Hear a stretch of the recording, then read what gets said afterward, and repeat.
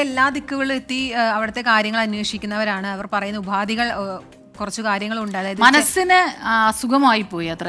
ഇത് പൈസയില്ല ഒന്നുമില്ല, എന്നിട്ട് ഇങ്ങനെ പറഞ്ഞുകൊണ്ടിരിക്കും. സർവേ നടത്തണം, ആധാർ കാർഡ് വേണം എന്നൊക്കെ പറഞ്ഞുകൊണ്ടിരിക്കുന്ന കൂട്ടരുണ്ട് അവരുടെ കൂട്ടത്തിൽ. അവരെ കുറിച്ചൊക്കെ അവർ കണ്ണീരോടെ പറഞ്ഞു. നമ്മൾ 7,000 രൂപ കൊടുക്കാനില്ല, പക്ഷേ PSC ചെയർമാന്റെയും അംഗങ്ങളുടെയും ശമ്പളം കുത്തനെ കൂട്ടിയിരുന്നു ഇന്നലെ. അതിന് പിന്നാലെ ഡൽഹിയിലെ കേരളത്തിന്റെ പ്രത്യേക പ്രതിനിധി KV തോമസിന്റെ യാത്രാബത്ത ഉയർത്താൻ ശുപാർശ. 5 ലക്ഷത്തിൽ നിന്ന് 11 ലക്ഷമായി യാത്രാബത്ത ഉയർത്തണമെന്നാണ് പൊതുഭരണ വകുപ്പിന്റെ ശുപാർശ.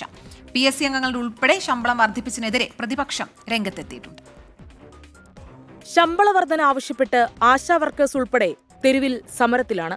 എന്നാൽ സാമ്പത്തിക പ്രതിസന്ധി എന്ന വാദമുയർത്തി സർക്കാർ കണ്ടഭാവം നടിച്ചില്ല.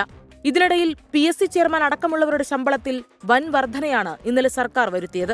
പിന്നാലെയാണ് ഡൽഹിയിലെ കേരളത്തിന്റെ പ്രത്യേക പ്രതിനിധി KV തോമസിന്റെ യാത്രാബത്ത ഉയർത്തണമെന്ന ശുപാർശ പൊതുഭരണ വകുപ്പ് തയ്യാറാക്കിയത്. ഇന്നലെ നടന്ന സബ്ജക്ട് കമ്മിറ്റി യോഗത്തിലാണ് KV തോമസിന്റെ യാത്രാബത്ത കൂട്ടണമെന്ന ആവശ്യമുയർന്നത്. നിലവിൽ 5 ലക്ഷം രൂപയാണ് യാത്രാബത്തയായി അനുവദിച്ചിട്ടുള്ളത്. പക്ഷേ പ്രതിവർഷം ചിലവാകുന്നത് 6,31,000 രൂപയെന്നാണ് പൊതുഭരണ വകുപ്പ് പറയുന്നത്. അനുവദിച്ചതിനേക്കാൾ കൂടുതൽ തുക ചിലവാകുന്നതുകൊണ്ട് യാത്രാബത്ത 11.31 ലക്ഷം രൂപയാക്കണമെന്നാണ് പൊതുഭരണ വകുപ്പ് ധനവകുപ്പിന് നൽകിയിരിക്കുന്ന ശുപാർശ. സബ്ജക്ട് കമ്മിറ്റി യോഗ തീരുമാനങ്ങൾ ധനവകുപ്പിനെ അറിയിക്കും. അതിന്മേൽ ധനവകുപ്പ് ഫണ്ട് അനുവദിക്കുന്നതാണ് പതിവ്. സർക്കാർ നീക്കത്തിനെതിരെ പ്രതിപക്ഷ നേതാവ് രംഗത്തു വന്നു. ഗവൺമെന്റ് പരിഹസിക്കുകയാണ് ജനങ്ങളെ.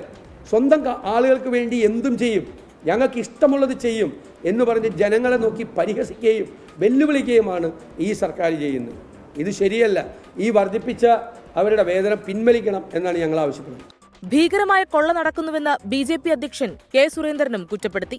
ഹൈക്കോടതി സർക്കാർ അഭിഭാഷകരുടെ ശമ്പളവും വർദ്ധിപ്പിച്ചു. 24 തിരുവനന്തപുരം.